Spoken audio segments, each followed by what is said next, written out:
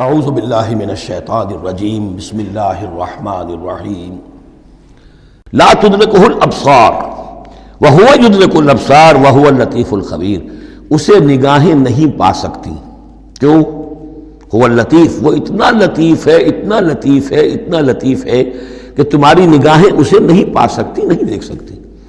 لا تدرکہ الابصار وہو یدرک الابصار، وہ تمہاری نگاہوں کو پا لیتا ہے، جو اس لیے کہ وہ خبیر ہے، وہ باخبر ہے۔ تو لطیف اور خبیر کے جو دو یہاں اسماء آئے ہیں وہ در حقیقت اس نوعیت سے کہ وہ تو اتنی لطیف ہستی ہے۔ چنانچہ شب معراج میں بھی آیا حضور نے اللہ کو دیکھا یا نہیں دیکھا، اس میں کچھ اختلاف ہے۔ حضرت علی کی رائے یہ ہے کہ دیکھا، حضور نے اللہ کو دیکھا، لیکن حضرت عمر اور حضرت عائشہ رضی اللہ تعالی عنہ ان کی رائے یہ ہے کہ نہیں، اور حضرت عائشہ کا قول یہ ہے نور انا یرا، تو نور ہے، اسے دیکھا کیسے جائے گا؟ تو وہ اتنی لطیف ہستی ہے کہ اس کا دیکھنا ہماری نگاہوں سے ہم نہیں دیکھ سکتے، دل کی آنکھ سے دیکھ سکتے، دل کی آنکھ سے محمد رسول اللہ دنیا میں بیٹھ کر بھی دیکھ سکتے تھے، لیکن ان آنکھوں سے دیکھنا ممکن نہیں ہے۔ جیسے کہ حضرت موسیٰ نے جب استدعا کی تھی رب ارنی انظر الیک، تو صاف کہہ دیا کہ لن ترانی، تم مجھے نہیں دیکھ سکتے۔ لا تدرکہ الابصار، اسے نگاہیں نہیں پا سکتی، ادراک نہیں کر سکتی اس کا تمہاری نگاہیں۔ وہو یدرک الابصار، وہ تمہاری نگاہوں کو پا لیتا ہے، وہ دیکھ رہا ہے تمہیں، ہر چیز تمہاری جو ہے وہ اس کے سامنے آیا ہے۔ وہو اللطیف الخبیر۔ قد جاءکم بصائر من ربکم، دیکھو تمہارے پاس آ چکی ہیں بصیرت افروز باتیں تمہارے رب کی طرف سے۔ فمن ابصر فلنفسہ، تو جو کوئی دیکھے گا، آنکھیں کھولے گا، حقائق کا مواجہہ کرے گا، حقیقت کو تسلیم کرے گا، تو وہ اپنے بھلے کے لیے، فلنفسہ۔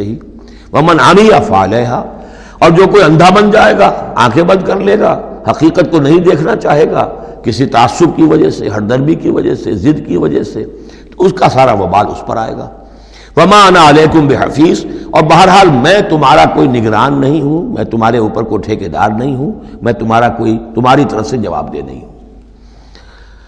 وکذالک نصرف الآیات، اور اسی طرح ہم اپنی آیات کو گردش میں لاتے ہیں۔ ولیقولوا درست، تاکہ یہ پکار اٹھے کہ اے نبی صلی اللہ علیہ وسلم آپ نے سمجھانے کا حق ادا کر دیا۔ درستہ اصل میں عربی زبان میں آتا درس یدرسو، لکھنا مٹانا، لکھنا مٹانا۔ جیسے بچے شروع میں جب کوئی تعلیم حاصل کرتے ہیں تو تختی ہے، تختی لکھی پھر دھو دی، پھر لکھی پھر دھو دی۔ اب تو خیر تختی وقتی شاید آج لوگوں کے ذہنوں سے نکل گئی ہوں گی باتیں۔ آج کا بچہ کیا سمجھے گا تختی کس بلا کا نام ہے؟ یا سلیٹ ہوتی تھی، اب اس میں کچھ کیا، پھر دھو دیا، پھر کچھ لکھا، پھر صاف کر دیا۔ تو یہ ہے کہ کسی کو پڑھانے کے لیے تدریجاً بار بار درستہ، اے نبی آپ نے خوب بار بار ہر طرح سے، ہر اعتبار سے، ایک پھول کا مضمون ہے تو 100 رنگ سے باندھوں، آپ نے بات سمجھا دی۔ وَلِنُبَيِّنَهُ لِقَوْمٍ يَعْلَمُونَ، تاکہ واضح کر دیں ہم اس کو ہر طرح سے ان لوگوں کے لیے جو علم حاصل کرنا چاہیں یا جو علم رکھتے ہیں۔ اتبع ما اوحی الیک من ربک، اب دیکھیے یہاں پر میں نے آپ سے کہا تھا کہ بار بار حضور سے خطاب آئے گا، لیکن یہ خطاب صرف حضور سے نہیں ہوتا، یہ حضور کی وساطت سے امت کے لیے بھی، اہل ایمان کے لیے بھی۔ لیکن مکی صورتوں میں آپ کو 2/3 قرآن میں براہ راست خطاب مسلمانوں سے بہت کم ملے گا، شاذ۔ یہ خطاب جو ہے چونکہ جب امت کی شکل بنی ہے مسلمانوں کی، وہ تحویل قبلہ کی بات بنی، اب امت ہے۔ کذالک جعلناکم امۃ وسطا لتکونوا شہداء علی الناس ویکون الرسول علیکم شہیدا۔ پھر خطاب، پھر تو ایک سورہ حجرات جو ہے 18 آیتیں 5 دفعہ یا ایھا الذین آمنوا، یا ایھا الذین آمنوا، یا ایھا الذین آمنوا، یا ایھا الذین آمنوا، لیکن یہ کہ آپ کو اتنی لمبی لمبی صورتوں میں یا ایھا الذین آمنوا ملے گا ہی نہیں۔ اہل ایمان سے بھی جو کہا جا رہا ہے وہ حضور سے واحد کے صیغے میں، اتبع ما اوحی الیک من ربک، پیروی کرو اس کی جو وحی کیا جا رہا ہے آپ کی طرف، آپ کے رب کی طرف سے۔ اور یہ صرف حضور کو نہیں، سب کے لیے۔ لا الہ الا ہوا، اس کے سوا کوئی معبود نہیں۔ وَأَعْرِضْ عَنِ الْمُشْرِكِينَ، اور ان مشرکوں سے ذرا کنارہ کشی کیجئے، ذرا اپنا چہرہ ان کی طرف سے آپ پھیر لیجئے، زیادہ ان کے حال پر توجہ نہ دیجئے۔ وَلَوْ شَاءَ اللَّهُ مَا أَشْرَكُوا، اگر اللہ چاہتا تو یہ شرک نہ کرتے، اگر اللہ کو جبر ہی اختیار کرنا ہوتا اپنا اور بالجبر ان کو ایمان پر لانا ہوتا تو سب کو ایمان پر لے آتا۔ وَمَا جَعَلْنَاكَ عَلَيْهِمْ حَفِيظًا، اور دیکھیے اے نبی ہم نے آپ کو ان پر داروغہ، نگران، ذمہ دار، ٹھیکیدار نہیں بنایا ہے۔ آپ کا کام ہے حق کو واضح کر دینا۔ انذر بہ، ذکر بہ، بشر بہ، اس قرآن کے ذریعے بشارت دیتے رہیے، قرآن کے ذریعے خبردار کرتے رہیے، قرآن کے ذریعے تذکیر کرتے رہیے، آپ کا کام یہ ہے۔ فذکر انما انت مذکر لست علیہم بمسیطر، یاد دہانی کرائیے اس لیے کہ آپ یاد دہانی کرانے والے ہیں، آپ ان کے اوپر داروغہ نہیں ہیں۔ وما انت علیہم بوکیل ولا تسبوا الذین یدعون من دون اللہ فیسبوا اللہ عدوا بغیر علم۔ اب یہاں مسلمانوں سے خطاب ہے، لیکن دیکھیے یا ایھا الذین آمنوا نہیں ہے، یہ خاص ہے قرآن کے اسلوب کو سمجھنے کے لیے۔ اور مت گالیاں دو ان کو، برا بھلا کہو ان کو جن کو یہ پکارتے ہیں اللہ کے سوا، یعنی کوئی جوشیلا نوجوان مسلمانوں میں سے اور وہ گالیاں دینی شروع کر دے لات اور عزا اور منات کو، کیا ہے یہ، کچھ نہیں ہے، ان کی کوئی حیثیت نہیں ہے، تو یہ ساری چیزیں ٹھیک نہیں ہیں۔ ان کے وہ محترم انہوں نے جو بھی گھڑے ہوئے ہیں، ان کے ذہنوں میں ان کی عظمت ہے، ان کی عقیدت ہے، خام خواہ وہ جوش میں آ کے، غصے میں آ کے اب اللہ کو گالیاں دینے لگیں گے، تو اس سے یہ کہ خام خواہ اس طرح کا اشتعال آمیز انداز اختیار نہ کرو۔ ولا تسبوا الذین یدعون من دون اللہ، مت گالیاں دو یا برا بھلا کہو انہیں جنہیں یہ پکارتے ہیں اللہ کے سوا، فیسبوا اللہ عدوا بغیر علم، تو اللہ کو گالیاں دینے لگ جائیں گے زیادتی کے اندر آ کر، زدم زدہ میں آ کر، بغیر علم کے۔ کذالک زینا لکل امۃ عملہم، اسی طرح ہم نے ہر قوم کے لیے اس کے عمل کو مزین کر دیا ہے، وہ اسی میں خوش ہے، مگن ہے۔ ہمارے آباء و اجداد کی مورتیاں ہیں، یہ دیویاں ہیں، دیوتا ہیں، اس میں مگن ہیں، ان کے احساسات ہیں، ان کے جذبات ہیں۔ سمجھاؤ ضرور، انذار کرو، تبشیر کرو، تذکیر کرو، تبلیغ کرو، نصیحت کرو، سب کچھ کرو، لیکن یہ ہے کہ ان کے ساتھ گالم گلوچ نہیں اور ان کے معبودوں کو برا بھلا کہنا نہیں۔ ثم الی ربہم مرجعہم، پھر ان کے رب ہی کی طرف ان سب کو لوٹنا ہے، فینبئہم بما کانوا یعملون، وہ ان کو جتلا دے گا جو کچھ کہ وہ کرتے رہے تھے۔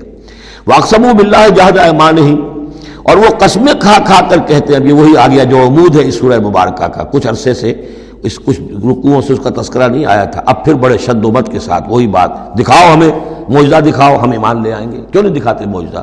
نبوت کا دعویٰ ہے، رسالت کا دعویٰ ہے، عام دعویٰ تو نہیں کر رہے ہو تم، کیوں نہیں کوئی معجزہ دکھاتے؟ جب خود کہتے ہو کہ موسیٰ نے دکھائے، عیسیٰ نے دکھائے، فلاں نے دکھائے، قوم سمود کو دکھا دیا گیا معجزہ، تو آخر کیا قیامت آ گئی، ہمیں کیوں نہیں معجزہ دکھاتے؟ وَأَقْسَمُوا بِاللَّهِ جَهْدَ أَيْمَانِهِمْ، اور اپنے عوام پر اثر ڈالنے کے لیے قسم، خدا کی قسم ہے محمد ہم ایمان لے آئیں گے، آپ دکھائیے تو صحیح ایک دفعہ معجزہ، کیا بگڑتا تھا ان کا قسمیں کھانے میں؟ اقسموا باللہ جہد ایمانہم، وہ اللہ کی قسمیں کھا رہے ہیں اپنی پوری قوت کے ساتھ، شد و مت کے ساتھ۔ لئن جاءتہم آیۃ لیؤمنن بہا، اگر آیت آ جائے، نشانی آ جائے، معجزہ دکھا دیا جائے، وہ لازماً ایمان لے آئیں گے۔ قل انما الآیات عند اللہ، کہہ دیجئے نشانیاں تو سب اللہ کے اختیار میں، میرے اختیار میں نہیں، اللہ کا فیصلہ وہ نہیں دکھانا چاہتا۔ اب اس میں جو اثر پڑ سکتا تھا اہل ایمان پر، اس کا جواب ہے آگے، وما یشعرکم، اے مسلمانوں تمہیں کیا پتا ہے، انہا اذا جاءت لا یؤمنون، جب وہ نشانی آ جائے گی تب بھی یہ نہیں مانیں گے، لیکن ان کی مہلت ختم ہو جائے گی، پھر وہ عذاب فوری طور پر آ جائے گا۔ ابھی در حقیقت اس میں خیر ہے، اس میں بھلائی ہے، اسی میں ان کے لیے اپنے اوپر سختی جھیل لو، اپنے اوپر جو بھی اس وقت تنگی آ گئی ہے، ضیق ہے، اس کو برداشت کرو، لیکن یہ کہ یہ چیز ان کے قوم کے حق میں، لوگوں کے حق میں مفید نہیں ہوگی۔ اور اب جو آیت آئی ہے وہ بہت ہی اہم ہے، وَنُقَلِّبُ أَفْئِدَتَهُمْ وَأَبْصَارَهُمْ كَمَا لَمْ يُؤْمِنُوا بِهِ أَوَّلَ مَرَّةٍ، ہم ان کے دلوں کو الٹ دیں گے، ان کی نگاہوں کو الٹ دیں گے، اس لیے کہ وہ ایمان نہیں لائے تھے پہلی مرتبہ۔ دیکھیے یہ قاعدہ قانون اب اچھی طرح سمجھ لیجئے جو سورہ بقرہ کے شروع ہی میں آ گیا تھا پہلے رکوع میں۔ انسان کا معاملہ یہ ہے کہ اللہ تعالیٰ نے اسے جو صلاحیتیں دی ہیں، اگر وہ اس کو استعمال کرے گا تو اس صلاحیت میں اضافہ ہوتا ہے۔ آپ علم جو ہے لوگوں کو سکھائیں گے، آپ کے علم میں اضافہ ہوگا۔ آپ آنکھ کا استعمال کریں گے، آنکھ کی بصارت برقرار رہے گی۔ پٹی باندھ دیجیے آنکھ پر، 2-4 مہینے تک پٹی بندھی رہے، بصارت زائل ہو جائے گی۔ اس جوڑ کا کام ہے کہ یہ چلے، حرکت کرے، اس کے اوپر آپ پلاسٹر لگا دیجیے، کئی مہینے لگا رہے، اس کی حرکت ختم ہو جائے گی، لاک ہو جائے گی۔ جو صلاحیت اللہ نے دی ہے اس کا استعمال نہیں ہوگا تو وہ ہوتے ہوتے وہ صلاحیت پھر زائل ہو جاتی ہے، ضائع ہو جاتی ہے، سلب ہو جاتی ہے۔ ایک باطنی صلاحیت ہے حق کو پہچاننے کی، میرے اندر وہ صلاحیت ہے، مجھ پہ حق منکشف ہوا اور میرے دل نے گواہی دی حق ہے، میں نے اس کو دیکھنے سے انکار کر دیا، نہیں مانوں گا میں، ضد کی وجہ سے، تعصب کی وجہ سے، ہردرمی کی وجہ سے۔ اب اس کے بعد دوبارہ پھر کہیں وہ حق کی ایک چنگاری سی روشن ہوئی، اب اس کا اثر آپ پر کم ہوگا، اس کے اثرات جو ہیں وہ کم ہوں گے، ہوتے ہوتے وہ شکل ہو جائے گی کہ اب سرے سے وہ حق کے پہچاننے کی صلاحیت ہی ختم ہو جائے گی۔ اس کو کہا ہے ختم اللہ علی قلوبہم وعلی سمعہم وعلی ابصارہم غشاوہ، اللہ نے مہر کر دی ہے ان کے دلوں پر اور ان کی سماعت پر اور ان کی آنکھوں کے آگے پردے ڈال دیے، اس لیے کہ اب مہر ہو گئی، جس کو انگریزی میں ہم کہتے ہیں پوائنٹ آف نو ریٹرن۔ اب اس انتہا کو پہنچ چکے ہو تم کہ یہاں سے واپسی کا کوئی امکان نہیں۔ ہر معاملے میں کوئی ایک وقت ہوتا ہے کہ ابھی آپ واپس جا سکتے ہیں، کوئی پسپائی کوئی اختیار کر سکتے ہیں، کوئی واپس جا سکتے ہیں، کوئی شرافت کے ساتھ کہیں جو ہے وہ آپ ریٹریکٹ کر سکتے ہیں اپنے سٹیپس کو، ایک حد کے بعد پھر ممکن نہیں ہوتا۔